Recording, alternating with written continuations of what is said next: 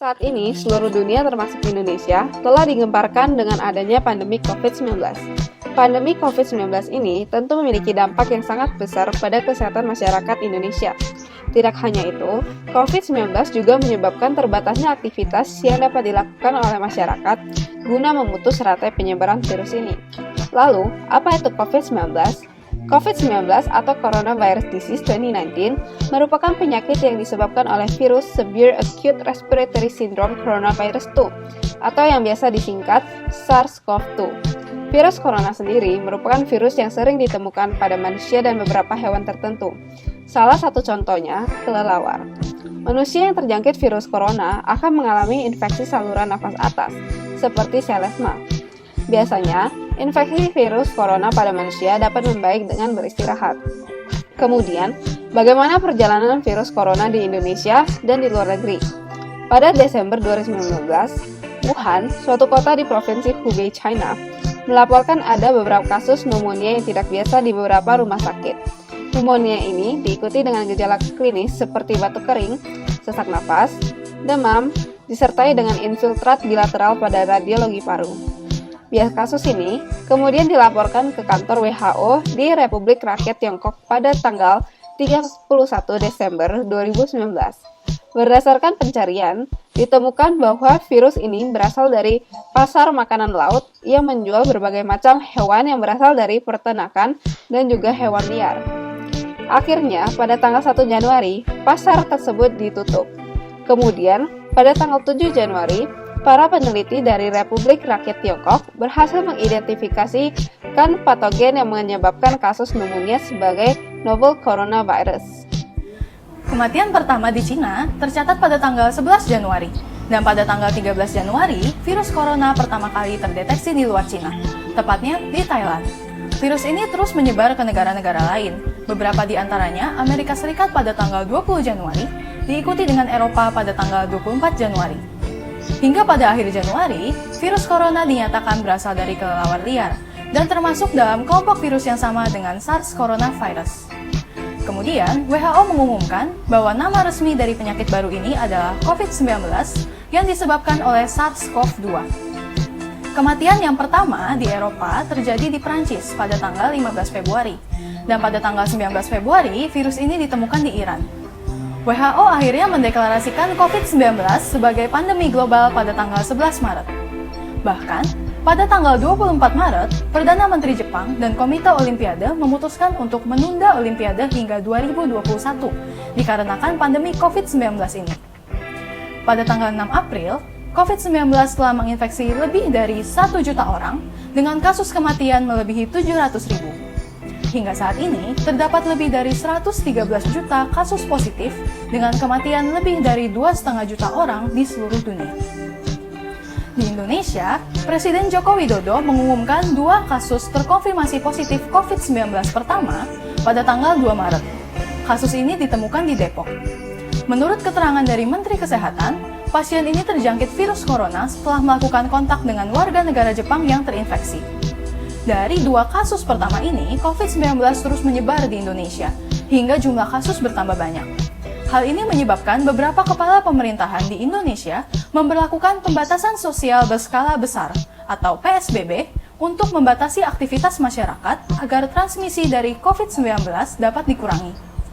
Hingga saat ini, pemerintah juga menjalankan pemberlakuan pembatasan kegiatan masyarakat, atau PPKM, khususnya di daerah Jawa dan Bali. Kasus COVID-19 di Indonesia terus meningkat.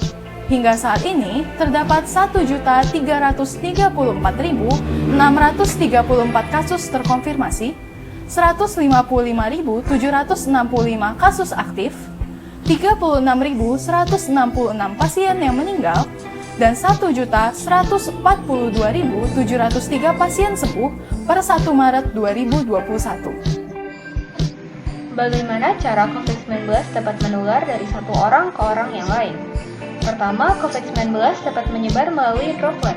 Transmisi virus penyebab COVID-19 dapat terjadi melalui kontak langsung, tidak langsung, maupun kontak erat dengan orang yang terinfeksi melalui air liur dan sekresi saluran pernafasan atau droplet yang keluar saat orang yang terinfeksi batuk, bersin, atau berbicara.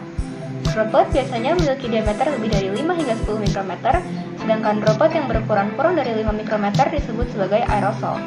Transmisi droplet ini dapat terjadi ketika seseorang melakukan kontak erat, misalnya berada dalam jarak 1 meter, dengan orang yang terinfeksi yang mengalami gejala-gejala pernapasan seperti batuk, bersin, ataupun sedang berbicara. Dalam keadaan ini, droplet yang mengandung virus dapat mencapai membran mukosa di mulut, hidung, atau mata orang yang rentan, dan orang tersebut akan tertular COVID-19. Kedua adalah transmisi melalui vomit. Droplet yang dikeluarkan oleh orang yang terinfeksi dapat jatuh di permukaan benda-benda di sekitarnya. Permukaan yang sudah terkontaminasi ini disebut sebagai vomit. Virus penyebab COVID-19 dapat hidup pada vomit selama berjam-jam hingga berhari-hari, bergantung pada suhu dan kelembaban lingkungan sekitar serta jenis permukaan. Jika vomit ini tersentuh dengan tangan kita lalu kita menyentuh mata, hidung, atau mulut, maka virus ini akan masuk ke tubuh kita dan kita akan terinfeksi COVID-19. Ketiga adalah transmisi melalui udara. COVID-19 juga dapat ditularkan melalui aerosol yang mengandung virus SARS-CoV-2. Sama seperti droplet, aerosol juga diproduksi saat penderita COVID-19 batuk, bersin, atau berbicara. Aerosol dapat tetap melayang di udara selama lebih dari beberapa jam dan dapat terbang menempuh jarak yang jauh, umumnya lebih dari 2 meter. Jika aerosol yang mengandung virus tersebut terhirup dengan jumlah virus yang cukup banyak, maka orang tersebut akan tertular COVID-19. Sekarang, bagaimana cara pencegahan agar kita tidak tertular COVID-19?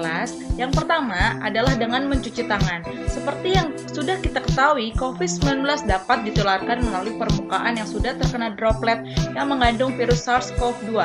Maka, kita harus mencuci tangan selama minimal 20 detik dengan sabun dan air mengalir atau hand sanitizer berbasis alkohol dengan kandungan alkohol minimal 60% sebelum dan setelah menyentuh mata, hidung, atau mulut.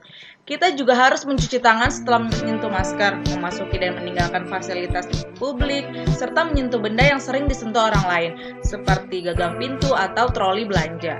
Langkah mencuci tangan yang baik dan benar menurut Organisasi Kesehatan Dunia adalah sebagai berikut.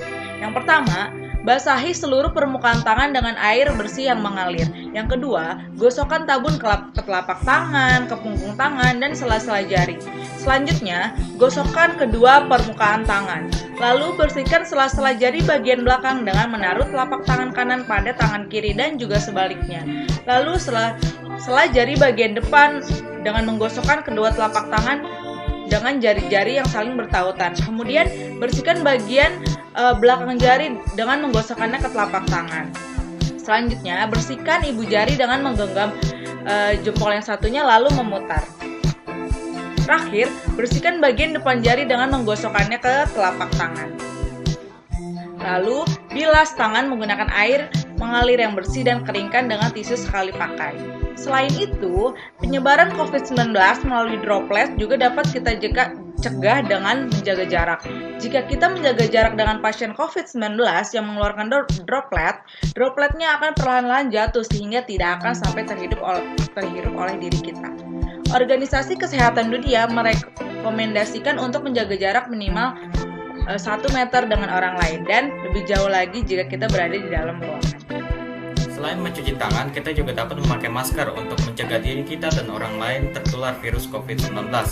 Dengan memakai masker, kita dapat meminimalisir terhirupnya droplet yang mengandung virus COVID-19 yang mungkin ditemukan di udara saat kita bersama dengan orang yang sedang batuk, bersin, maupun berbicara. Setelah itu, menggunakan masker membuat kita juga tidak menyentuh hidung dan mulut, sehingga partikel virus yang ada di telapak tangan kita setelah kita menyentuh suatu permukaan yang mengandung droplet tidak akan masuk ke dalam tubuh. Dengan menggunakan masker, kita juga melindungi orang-orang di sekitar kita, karena kita bisa saja terinfeksi COVID-19 tanpa kita ketahui. Dengan menggunakan masker, droplet yang kita produksi akan tertahan dalam lapisan masker sehingga tidak terhirup oleh orang di sekitar kita. Satu, memakai masker penting untuk diketahui bahwa masker harus menutupi hidung hingga dagu sehingga droplet dan aerosol yang mengandung virus COVID-19 tidak masuk. Organisasi Kesehatan Dunia merekomendasikan penggunaan masker medis bagi petugas kesehatan, orang yang menunjukkan gejala COVID-19, yang sedang merawat penderita COVID-19 di rumah, yang berusia 60 tahun ke atas, yang mempunyai daya tahan tubuh rendah atau imunokompromis, dan yang sedang mempunyai penyakit kronis seperti asma, diabetes, ataupun penyakit jantung. Selain orang-orang yang disebutkan dapat menggunakan masker kain. Selanjutnya, kita juga dapat mencegah penyebaran virus COVID-19 dengan membersihkan permukaan yang sering disentuh. Hal ini dikarenakan virus penyebab COVID-19 dapat tinggal di permukaan yang terkena droplet selama berjam-jam hingga berhari-hari. Contoh permukaan yang sering disentuh yaitu gagang pintu, jendela, permukaan meja, keyboard komputer, dan juga layar telepon genggam. Organisasi Kesehatan Dunia merekomendasikan untuk menggunakan natrium hipoklorit yang dilarutkan dalam air dengan perbandingan 1:49 atau larutan alkohol 70% sampai 90% untuk membersihkan permukaan yang sering disentuh. Terima kasih atas perhatiannya, semoga bermanfaat. Sekian dan terima kasih.